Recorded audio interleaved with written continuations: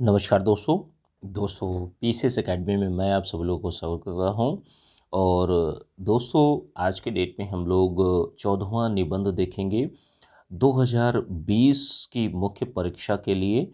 2020 की जो मुख्य परीक्षा है तो वह होने जा रही है 21 जनवरी से। तो आप लोगों के लिए यह अगला निबंध है सुगम्य भारत अभियान के जो है, ठीक है। और इस निबंध को दोस्तों आप लोगों को 700 शब्दों में लिखना होता है। यूपीपीसीएस में 2020 और 21 के लिए बहुत ही ज़्यादा ज़रूरी है। तो इन चीज़ों को आप लोगों को समझना है और अच्छे से जो निबंध है निबंध को बेहतर तरीके से लिखने का प्रयास करना है। देखिए, बहुत सारे लोग ये समझेंगे कि हाँ, ये पुरानी योजना है तो ऐसा क्या नहीं पूछा जा सकती। देखिए, बीओ मेंस जो हुआ था तो उसमें भी कई ऐसे निबंध थे जो पुराने थे। तो ऐसा नहीं है कि निबंध जो होते हैं वो ऐसे जो होते हैं पुरानी वाली चीज़ें नहीं पूछी जा सकती हैं। तो आयोग है, आयोग कुछ भी पूछ सकता है। वो अभी का पूछ सकता है या बैक में जाकर पूछ सकता है। तो आपको जो बहुत ही ज़्यादा महत्वपूर्ण योजनाएं रही हैं या जो भी चीज़ें हैं, ठीक है, जो भी समसामयिक मुद्दे हैं उन पर आप लोगों को क्या है कि ऐसे लिखना ज़रूरी होता है। इस एस्से को ध्यान रखिएगा 700 शब्दों में लिखना है। और जो आपका इंट्रोडक्शन पार्ट है, बॉडी पार्ट है, कंक्लूजन पार्ट है, तो तीनों में एक एक कोटेशन। मान लीजिए एक पेज है, जैसे मान लीजिए 7 पेज आपको लिखना है, ठीक है। 7 शब्दों का मतलब ये है 7 पेजेस लगभग लिखने हैं। अब 7 पेजेस में क्या होता है कि 7 पेजेस में प्रत्येक पेज में अगर एक एक कोटेशन अगर आप डालते हैं, ठीक है, ध्यान रखिएगा, एक एक कोटेशन, कविता, श्लोक, मूवी के गीत, बोल या महान विचारक की कोई लाइन है उसको आप अच्छे से लिखिए, इसमें अच्छे से डालिए और उसको अंडरलाइन भी करिए। जो अच्छे शब्द होते हैं, अच्छी जो लाइनें होती हैं उनको अंडरलाइन करने का प्रयास करिए। और दोस्तों, एक चीज़ बताना चाहता हूँ कि जो निबंध है, निबंध 2020 के लिए 21 जनवरी से स्टार्ट हो रहा है, ध्यान रखिएगा। तो अब निबंध डेली या हर दूसरे दिन आप लोगों को प्राप्त होंगे। लगभग प्रयास ये रहेगा डेली ही आपको एक निबंध दिया जाए। जैसे ही 14 निबंध अभी तक पूरे कराए जा चुके हैं और लगभग 20 के आसपास हो जाएं, और 20 से 25 भी हो सकते हैं, 30 भी हो सकते हैं, ठीक है, देखते हैं। और निबंध अब आप लोगों को अच्छे से मिलते रहेंगे। आंसर राइटिंग की चीज़ें दी जा रही हैं तो उनको आप लोग अच्छे से करते रहिए। जो भी चीज़ें हैं उनको अच्छे से आप लोग पढ़ते रहिए और लिखते ज़रूर रहिए। देखिए, लिखना बहुत ही ज़्यादा ज़रूरी है। बिना लिखे देखिए कुछ भी नहीं होने वाला। जब तक आप प्रैक्टिस नहीं करेंगे तब तक कोई भी चीज़ें अच्छी नहीं होने वाली। तो इन चीज़ों को आप लोगों को समझना है और बेहतर तरीके से लिखने का प्रयास करना है, ठीक है। जो निबंध है, अ, यह निबंध अच्छा लगता है दोस्तों आप लोगों को तो वीडियो को लाइक कर दीजिएगा, वीडियो को शेयर भी करा दीजिएगा अपने फ्रेंड्स में, जिससे दूसरे लोगों को भी ये फ़ायदा मिलता रहे, ठीक है। आज का जो निबंध है सुगम्य भारत अभियान के ऊपर है। सावधानियां मैंने बताता हूँ, हर एक वीडियो में आप लोगों को बताता हूँ कि जैसे जो ग्रामर की गलतियाँ हैं वो आपसे नहीं होनी चाहिए। जो इंट्रोडक्शन पार्ट है, बॉडी पार्ट है, कंक्लूजन पार्ट है, सब में कोटेशन जरूर डालिए, ठीक है। तो ये सावधानियाँ, कुछ डायग्राम का भी आप उपयोग करिए, कुछ फ्लो चार्ट का उपयोग करिए, जिससे सारी की सारी चीज़ें समावेशित रूप से आपके उत्तर में हों। डेटा, डायग्राम, इन सारी चीज़ों का भी उपयोग आप लोग करिए। इसकी पीडीएफ आप लोगों को पीसीएस मेंस 2020 का जो पेड ग्रुप चल रहा है टेलीग्राम पर, तो उस पर ही आप लोगों को मिल जाएगी। 2021 में भी मिल जाएगी, ठीक है। और जो लोग भी, कोई जो ज़बरदस्ती नहीं है, आपकी इच्छा के ऊपर है। अगर आपको अच्छा लगता है तभी ज्वाइन करें, ठीक है। देखिए, यह नंबर है 9140085178 पर आप लोग मैसेज करके जानकारी ले सकते हैं, ठीक है। आइए, आज का निबंध जो है सुगम्य भारत अभियान से संबंधित है। तो सबसे पहले तो आपको सुगम्यता को के बारे में आप लोगों को थोड़ा सा बताना है। फिर उसके बाद में आप धारा प्रवाह रूप से आप चीज़ों को करने का प्रयास करिए, चीज़ों को लिखने का प्रयास करिए, ठीक है। तो इसमें देखिए दोस्तों, सुगम्यता का क्या अर्थ होता है इसको आप लोग पहले समझिए। सुगम्य का मतलब क्या है? सुविधाजनक बनाना किसी के अनुसार। जैसे घर में माता पिता होते हैं, ठीक है, तो हर चीज़ों को आपके अनुसार चीज़ों को ढालने का प्रयास करते हैं कि हाँ, मेरे बेटा या बेटी के लिए बेहतर हो। तो ऐसे ही सुगम्यता का मतलब क्या है? सुगम्यता का जो एक पहलू है वो जुड़ा हुआ है दिव्यांगता से। दिव्यांगता का मतलब ये होता है कि जैसे पहले कहा जाता था विकलांग, ठीक है, किसी भी तरीके से डिजेबल्ड पर्सन जो कहा जाता था उसको बदलकर अब नया नाम दे दिया गया है दिव्यांग। तो दिव्यांग में भाई किसी भी प्रकार की दिव्यांगता हो सकती है, जैसे कोई जिसको आँखों से नहीं देख सकता, किसी के पैर नहीं हैं, किसी के हाथ नहीं हैं, बहुत अनेकों प्रकार की दिव्यांगता होती, विकलांगता होती है। तो इसका सुगम्यता का जो पहलू है, सुगम्य भारत अभियान जो स्टार्ट किया गया है वो दिव्यांग पर्सन के लिए स्टार्ट किया गया है। दिव्यांगता का पहलू आपका जो सुगम्यता का पहलू है वो दिव्यांगता से जुड़ा हुआ है, ठीक है, दिव्यांग व्यक्ति से जुड़ा हुआ है। अब देखिए, जो सुगम्यता का अर्थ ये होता है कि जैसे मान लीजिए कोई पर्टिकुलर व्यक्ति है, ये दिव्यांग है, अब यह किस तरीके से रेलवे स्टेशन पर जाएगा, किस तरीके से हवाई अड्डे में जाएगा, किस तरीके से वो सार्वजनिक संस्थान जो होते हैं, बिल्डिंगें जो होती हैं वहाँ पर किस तरीके से जाएगा, बड़े बड़े मॉल्स जो होते हैं उनमें किस तरीके से जाएगा, ठीक है। तो इसी के लिए भारत सरकार के द्वारा सुगम्य भारत अभियान स्टार्ट किया गया है। इसके माध्यम से बहुत सारी चीज़ें की प्रावधान भी किया गया, जैसे दिव्यांगों को बाधा मुक्त वातावरण उपलब्ध कराना, ठीक है। इसका भाई रखा भी जाता है कि सुगम्यता का मतलब ही ये होता है कि जो दिव्यांग व्यक्ति होती हैं उनको किसी भी प्रकार से चलने में, उठने में, अपना जीवन जीने में, उनके जो संतुलित विकास है उसमें किसी प्रकार की बाधा ना आए। दिव्यांगों को बाधा मुक्त वातावरण उपलब्ध कराना और उनके जीवन को बेहतर ढंग से विकसित करने में भी ये भूमिका निभाता है कि भाई सारी चीज़ें अच्छी तरीके से अवेलेबल होंगी। जैसे मान लीजिए आपकी पढ़ाई होती है, ठीक है, अब आपकी पढ़ाई जो हो रही है, अगर आप पढ़ाई के लिए आपके पास पैसे नहीं हैं, ठीक है, ध्यान रखिएगा, पढ़ाई के लिए पैसे नहीं हैं, आपको कोचिंग जाने के लिए पैसे नहीं हैं, तो आप सोचिए आपके पास किताबें नहीं हैं, तो आपके पास सुगम्यता है क्या किसी भी चीज़ की? ठीक है, आपके पास वो माहौल, वो सुविधाएं ही नहीं हैं जिससे सारी की सारी चीज़ें आपको कर सकें, ठीक है, अपना विकास कर सकें, अपनी शिक्षा दीक्षा ले सकें और एक अधिकारी बन सकें, ठीक है। तो अब यहाँ पर बात ये होती है कि जीवन को बेहतर ढंग से विकसित करने में भाई कठिनाई यही होती है, जैसे नॉर्मल लोग जो होते हैं भाई, जो दिव्यांग नहीं हैं, उनके लिए होता है कि भाई सारी चीज़ें अवेलेबल होती हैं, हर तरीके से चीज़ें। अब जैसे मान लीजिए कोई एक व्यक्ति नहीं देख पा रहा, अंधा ही व्यक्ति है, ठीक है, जो देखने में अक्षम है, तो ऐसी स्थितियों में क्या है, अब आप उसके जीवन को थोड़ा सा फील करके देखिए कि किस तरीके से उसका जीवन चलता होगा, या किसी का एक पैर ही नहीं है, किसी का एक हाथ ही नहीं है, या दोनों हाथ नहीं है, दोनों पैर नहीं है। तो यहीं पर सुगम्यता का जो खेल होता है या जो कार्य होता है वो स्टार्ट होता है।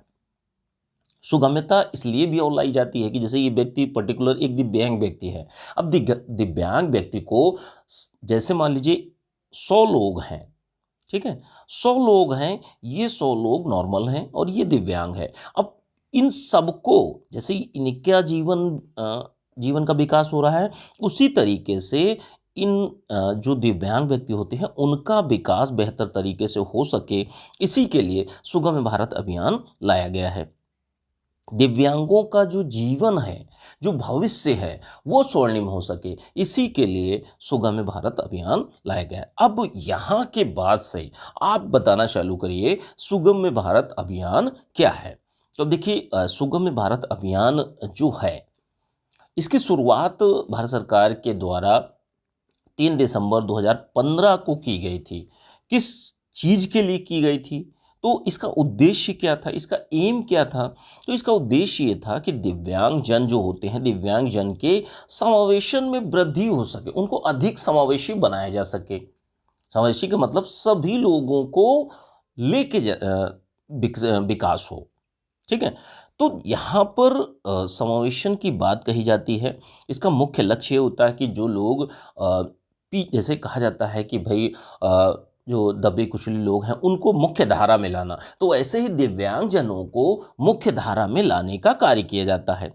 दिव्यांगों को इसका उद्देश्य जो सुगम्य भारत अभियान है, इसका उद्देश्य ये भी है कि जो दिव्यांगजन हैं उनको बाधा मुक्त वातावरण उपलब्ध कराना। भाई किसी भी प्रकार को उनको चलने, रहने, खाने पीने, हर तरीके से घूमने, जैसे नॉर्मल लाइफ लोग जीते हैं उसी तरीके से इनकी भी लाइफ हो, इनमें इनके जीवन में किसी भी प्रकार से कोई बाधा ना आ सके। अब यह जो सुगम्य भारत अभियान है, इसको स्टार्ट किया गया था सामाजिक न्याय एवं अधिकारिता मंत्रालय के निःशक्तता मामले के विभाग के द्वारा। इसके द्वारा यह जो सुगम्य भारत अभियान जो अभियान है, इसको स्टार्ट किया गया। और जो दिव्यांग व्यक्ति हैं, दिव्यांग व्यक्ति के जीवन के सभी पक्षों में भागीदारी को सुनिश्चित किया जा सके, कि वो खेल कूद हो या प्रतियोगी परीक्षाएं हैं या उसका नॉर्मल लाइफ जो होती है, हर तरीके से सामाजिक, आर्थिक, राजनीतिक, सांस्कृतिक, हर तरीके से वो पार्टिसिपेशन उसका हो सके, उसका सुनिश्चित किया जा सके सारी चीज़ें। ठीक है, तो जीवन के सभी पक्षों में भागीदारी की भी बात कही जाती है। तो इसमें यही चीज़ें दर्शाई गई हैं, इसमें प्रावधान यही किया गया है, जो दिव्यांग व्यक्ति है उसका जीवन के हर पक्षों में वह दिव्यांग व्यक्ति या विकलांग व्यक्ति जो भी है, वह हर तरीके से अच्छे जीवन यापन कर सके। अब देखिए, ये जो सुगम्य भारत अभियान है, तो ये एक राष्ट्रव्यापी अभियान था। ध्यान रखिएगा, राष्ट्रव्यापी मतलब पूरे राष्ट्र में इस अभियान को चलाया गया है। और जो दिव्यांग व्यक्ति हैं, उनको विकास के समान अवसर प्राप्त हो। जितना एक नॉर्मल व्यक्ति को प्राप्त होता है, उतना ही आपके दिव्यांग व्यक्ति को भी प्राप्त हो। वो भी जैसे नॉर्मल जीवन बिताता है, नॉर्मल जो लोग हैं, ठीक है, जो दिव्यांग नहीं हैं, दिव्यांग लोग जिस तरीके से स्वतंत्र रूप से आजीविका करते हैं, समावेशी जीवन जीते हैं, तो उसी तरीके से ये भी जी सके। अब देखिए, एक एशिया प्रशांत क्षेत्र के लिए एक रणनीति आई थी, इंचियान रणनीति। तो 2013 से 22 के लक्ष्यों के एक लक्ष्य थे, 10 लक्ष्य थे, और 10 लक्ष्यों में से 3 लक्ष्य थे वो आपके सुगम्य यानी दिव्यांग व्यक्तियों से ही संबंधित थे। अब जो इंचियान रणनीति है, रणनीति के लक्ष्य 3 जो लक्ष्य हैं, उनके प्रायोजनों संकेतकों पर ही यह सुगम्य भारत अभियान स्टार्ट किया गया है। ठीक है, अब आगे देखते हैं कि जैसे जो सुगम्य भारत अभियान है, तो इसका बजट जो है, भारत सरकार ने जो बजट है वो 1700 करोड़ रुपए रखा है। और इसके प्रावधान के अंतर्गत क्या है कि एक विशेष विश्वविद्यालय की भी स्थापना की जाएगी। अब सोच कर देखिए कि एक व्यक्ति दिव्यांग है, ठीक है, उसके लिए जीवन जीना दुष्कर हो जाता है। तो अब ऐसी स्थितियों में इनके लिए एक विशेष विश्वविद्यालय की स्थापना भी की जाएगी। लोगों में, समाज में इनके साथ भेदभाव ना हो, इसके लिए जागरूकता विस्तार के लिए, कि लोगों में जागरूकता आ सके, समाज में जागरूकता आ सके, जो संस्थान हैं, संगठन हैं, उनमें जागरूकता लाई जा सके, इसके लिए वेब पोर्टल भी बनाया गया है। वेब पोर्टल, ऐप, जो मोबाइल ऐप होते हैं, इनके माध्यम से जो दिव्यांग व्यक्ति हैं वो सुविधाओं का फ़ायदा उठा सकते हैं। अब जो सुगम्य भारत अभियान है, इसके तहत कार्य क्या होगा, इस अभियान के तहत क्या होगा कि जैसे जो हवाई अड्डा है, जैसे एक हवाई अड्डे का निर्माण किया जाता है, तो नॉर्मल सभी लोगों के लिए जो चल फिर रहे हैं, देख सुन रहे हैं, उनके लिए। लेकिन अब जो हवाई अड्डों का निर्माण किया जाएगा, वो दिव्यांग व्यक्ति के अनुसार किया जाएगा, कि वो लोग भी नॉर्मल लाइफ अपनी जीवन व्यतीत कर सकें। रेलवे स्टेशंस हैं, रेलवे स्टेशन जितने भी होते हैं, सार्वजनिक परिवहन जो आपका बसें चलती हैं और अन्य जो सार्वजनिक परिवहन हैं, वह दिव्यांगों के अनुरूप बनाए जाएंगे। पुलिस स्टेशन जो हैं, पुलिस स्टेशन भी अब दिव्यांगों के अनुसार ही बनाए जाएंगे। अस्पताल हो गया, पर्यटन स्थल जो हो गए, भाई दिव्यांग व्यक्ति है तो क्या कहीं घूमने नहीं जाएगा? बिल्कुल जाएगा, उसका भी उतना ही अधिकार है जितना एक नॉर्मल व्यक्ति का है। तो यहाँ पर हर एक चीज को एक सुविधाजनक बनाया गया, सुविधा जो दिव्यांग व्यक्ति हैं उनकी सुविधा के अनुसार चीज़ों को बनाया गया है। ठीक है, वो अच्छी तरीके से अपने कार्यों को क्रियान्वित कर सकें, और उन्हीं के अनुसार सुगम बनाने पर इस अभियान के तहत जोर दिया गया है। अब जैसे आप लोगों ने देखा होगा कि जो शहर होते हैं, ठीक है, स्मार्ट शहर का निर्माण किया जा रहा है, स्मार्ट सिटीज़ का निर्माण किया जाता है। तो यहाँ पर क्या चीज़ें होती हैं कि जैसे स्मार्ट शहरों में सुगम्यता का ख्याल रखा जाएगा, कि भाई जो भी नगरीकरण की प्रक्रिया है उसमें दिव्यांग व्यक्तियों को महत्व दिया जाए, कि उनके अनुसार चीज़ें बने, वो अच्छे से अपने जीवन को व्यतीत कर सकें। जो शहरी नियोजन जो होता है, अर्बन प्लानिंग जो होती है, उसमें भी ध्यान रखना हर तरीके से कि दिव्यांगों के अनुरूप हो, वो कहीं पर भी अबाध रूप से आ जा सके। अब इसका दायरा बढ़ाने के लिए क्या किया है सरकार ने कि इसका जो सुगम्य भारत अभियान था, तो इसका दायरा बढ़ाने के लिए 30 मार्च 2016 को विज्ञान भवन दिल्ली से क्या किया गया था कि एक सूचकांक जारी किया गया था। क्या सूचकांक था? समावेशी और सुगम्यता सूचकांक, इसका प्रारंभ किया गया था। और यह क्या था कि इसका जो आकलन जो है वो संगठन, कार्यस्थल के निश्चित पैमानों और मानदंडों के आधार पर सुगम्यता का आकलन किया जाएगा कि कितने सुगम्य हैं। इसी के आधार पर उनको जो मार्किंग है वो की जाएगी। तो ये आपका जो सुगम्य भारत अभियान था, इससे संबंधित जो चीज़ें थी, प्रावधान थे, उन सारी चीज़ों को देख लिया। अब जो दिव्यांग व्यक्ति हैं, दिव्यांग व्यक्तियों के लिए सुगम्यता से संबंधित कौन कौन से कानूनी प्रावधान किए गए हैं कि भाई जो संवैधानिक प्रावधान है, कानूनी प्रावधान है, वो कौन कौन से किए गए हैं। तो जैसे देखिए, समान अवसर अधिकारों का संरक्षण और पूर्ण भागीदारी एक्ट अधिनियम जो लाया गया था 1995 लाया गया था। अब इसके अलावा अन्य क्या चीज़ें आई हैं कि जैसे जो आर्टिकल 44 है, तो आर्टिकल 44 के तहत ही परिवहन में भेदभाव का निषेध किया गया है कि जैसे कोई दिव्यांग व्यक्ति जा रहा है तो उसके साथ भेदभाव ना हो, लोग उसको धक्का मार के अगल बगल इधर उधर ना करें, ठीक है, उसको बैठने से मना ना करें। तो ऐसी चीज़ों का प्रावधान किया गया है। अनुच्छेद 45 में क्या किया गया है कि जैसे कोई व्यक्ति है सड़क पर चल रहा है, एक तो होता है सार्वजनिक परिवहन या कोई भी प्राइवेट व्हीकल भी हो सकता है, ठीक है, और एक होता है अनुच्छेद 45 के तहत सड़क पर भेदभाव का निषेध किया गया है। तो सड़क पर जैसे मान लीजिए कोई दिव्यांग व्यक्ति जा रहा है तो उसके साथ भेदभाव नहीं किया जाएगा। तो ऐसी चीजें, कानूनी प्रावधान हमारे यहाँ है। अगली चीज क्या है? अगली चीज है अनुच्छेद 46 में। तो देखिए, अनुच्छेद 46 में क्या है कि जो परिवेश है जहां पर एक दिव्यांग व्यक्ति रह रहा है, तो उस परिवेश में जहां पर दिव्यांग व्यक्ति रह रहा है उसका भेदभाव ना किया जाए, उसके साथ भेदभाव ना हो, इसका निषेध किया गया है आर्टिकल 46 में।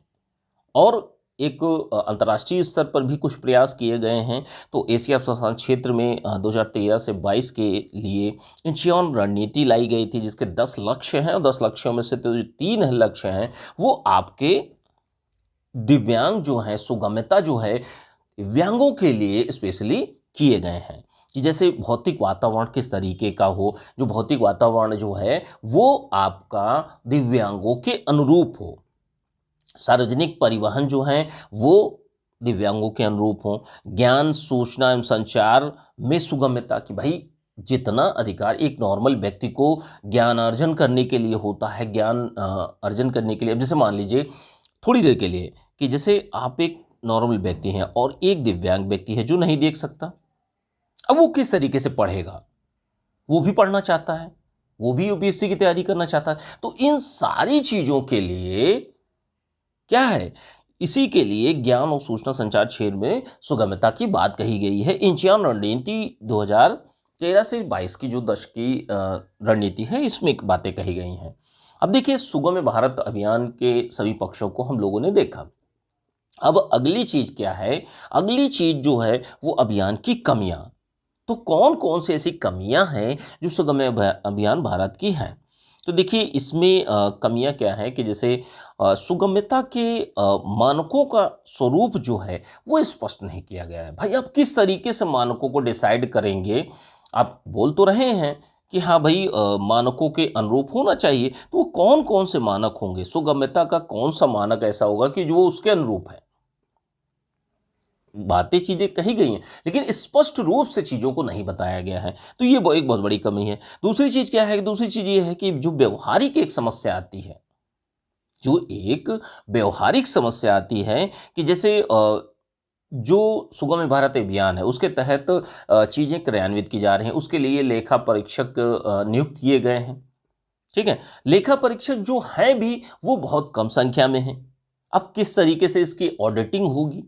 जो अन्य चीजें हैं उनकी तो ऑडिटिंग हो नहीं पा रही, जो सरकारी योजनाएं हैं उनकी तो सरकार कर नहीं पा रही, इनकी ऑडिटिंग किस तरीके से होगी? तो इस सरकार के समक्ष ये भी एक बहुत बड़ी समस्या बनती है आकर इस योजना के सफल क्रियान्वयन के लिए समक्ष ये भी एक बहुत बड़ी चुनौती है।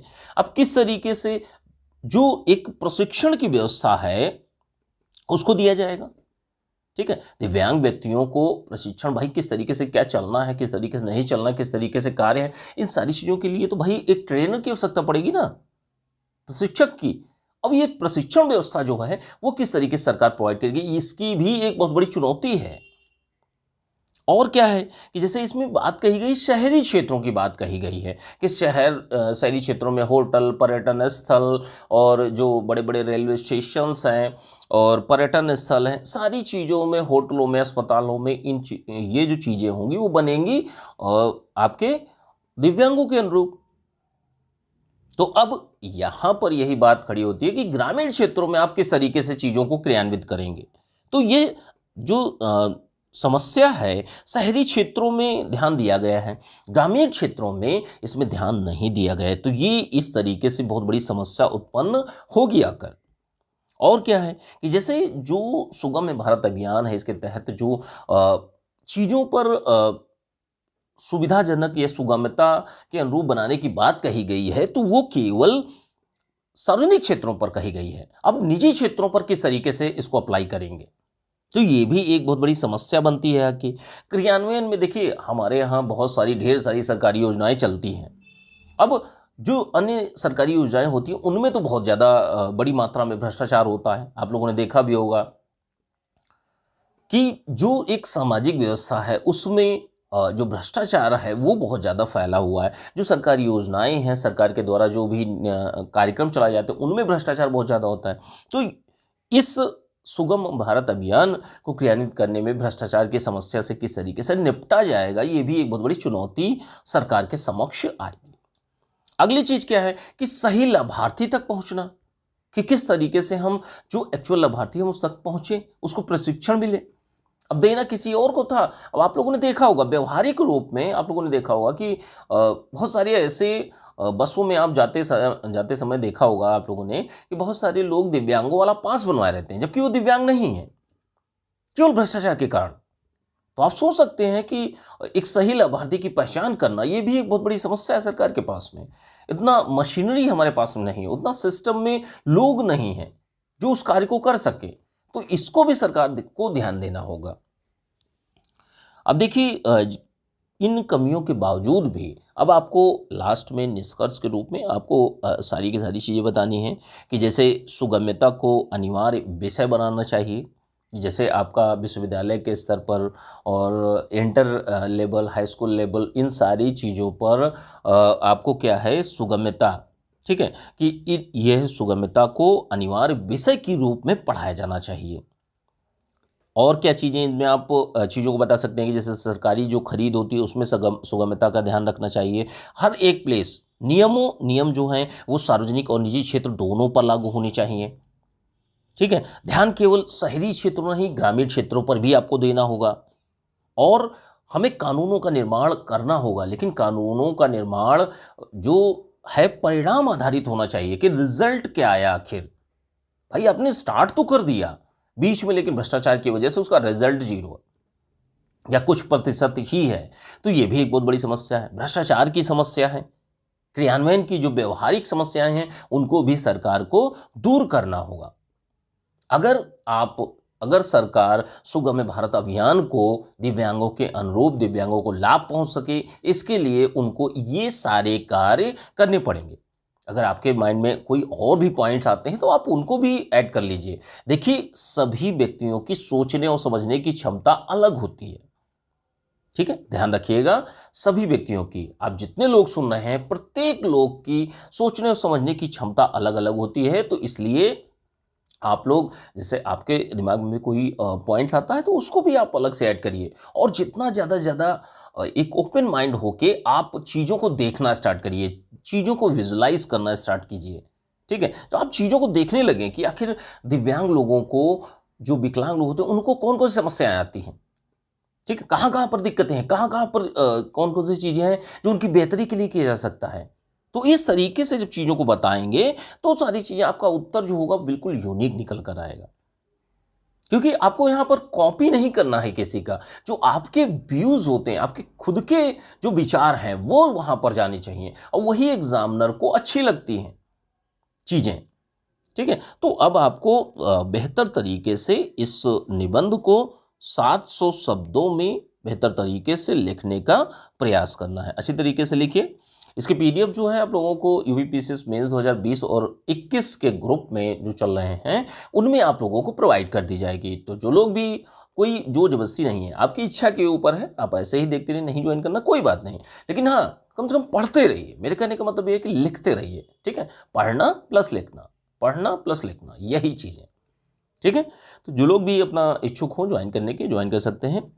नंबर है 9140085178 पर आप लोग मैसेज करके जानकारी ले सकते हैं पेड ग्रुप की, ठीक है। पीडीएफ आप लोगों को ही मिल जाएगी और अच्छे से आप लोग चीज़ों को लिखते रहिए, ठीक है।